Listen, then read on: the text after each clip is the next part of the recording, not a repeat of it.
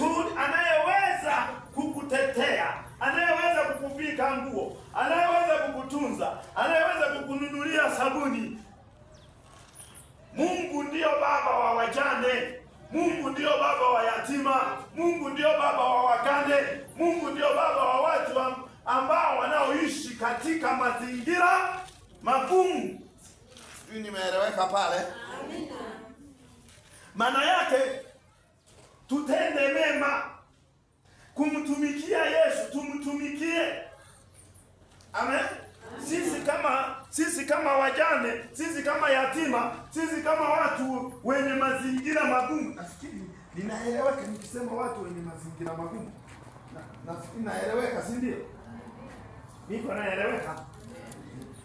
Watu wenye mazingira magumu tunatakiwa tumpende sana huyu mtu ambaye anaitwa Yesu. Kama kuna mtu hapa hajampokea Yesu, faraja ya mambo yote ni Yesu.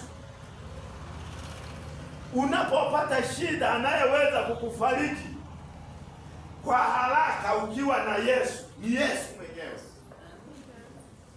Lazaro akafa, si ndio? Akazikwa, si ndio? Lakini Yesu alipofika, kwa sababu alikuwa ni rafiki.